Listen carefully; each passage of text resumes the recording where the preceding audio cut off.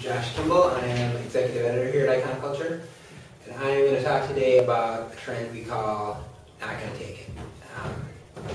Just sort of to lay the cultural landscape for this trend. "Not going to take it" is about consumers reasserting their identity in an emerging economy. So one of the reactions to that is consumers are feeling freer to assert their identity and assert a little bit of attitude.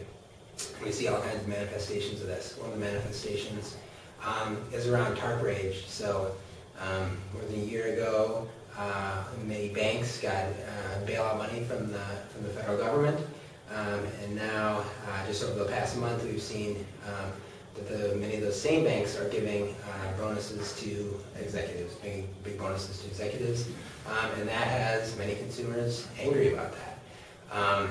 So that's actually something we've seen in the social media space as well. So we tracked conversations around tarp rage, feelings of anger, around bailout money, with a number of brands, and we did see conversations cluster. So you might see a bank like U.S. Bank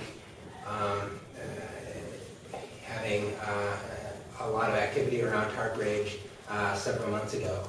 So consumers, what that shows is the consumers were sort of aware that the federal government did give these banks money, and were very much annoyed by that.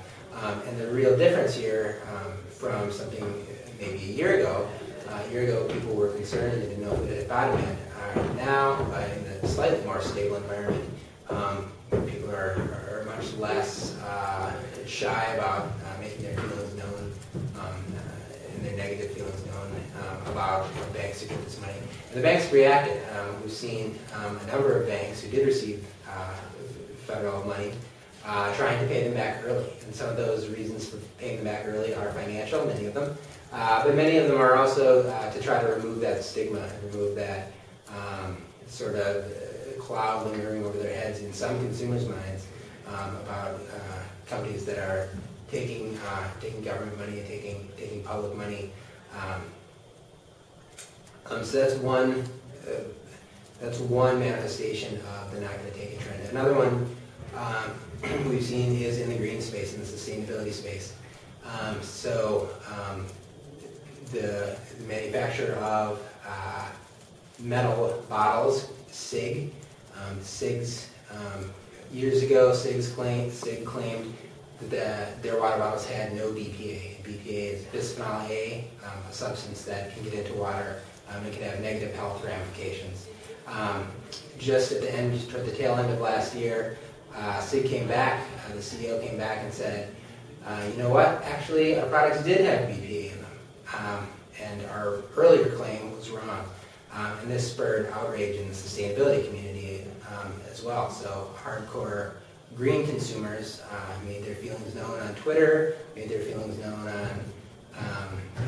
in social media and the blogosphere, and that obviously had a very negative ramification for SIG. A number of their partners started rejecting them, not carrying their products anymore, and implementing tougher policies, not doing co-branding with them, not doing any co-marketing with them.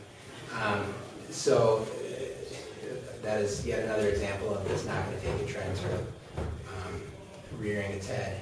One of the keys to, and one of the underpinnings of this change in consumer behavior is around the reassertion of identity. And we've seen that play out in a number of ways as well. So as I mentioned, as the economic landscape has settled down a bit, consumers are ready and often very motivated to reassert their identity and to feel a little bit empowered again. It's been a rough several months, and any even small ways that they can reassert identity, often with some edge and with some attitude, consumers are going to grab that. The implications for the "not going to take it" trend, I think one of them is around changes in messaging. A year ago, messaging about certainty, we often cite Hyundai's assurance program. Messages around like assurance, certainty, safety, security, those sort of stabilizing messages worked well and were popular. And many of those will continue to. I mean, we're by no means out of the woods yet. But what we're also seeing is, with this reassertion of identity and a subversive edge, messages that sort of play into motivations of anger, motivations of subversiveness, motivations of empowerment, those are getting more play these days. Another implication is just around how brands act and react in the public sphere. I think this has been said for years, but consumers act often now in a swarm, and brands have to be ready to monitor what's happening in consumers' attitudes and to react to that and to do it quickly and decisively. And I think SIGs is a good example of this again. SIGs sort of dragged their feet in admitting that they did have BPA, and then they were not very interactive. They were not very present in the conversation after they did make that admission. And I think that came back to bite them. So just understanding that this consumer attitude is taking shape out there changes the way people need to listen around their brand, as well as the way people need to talk about their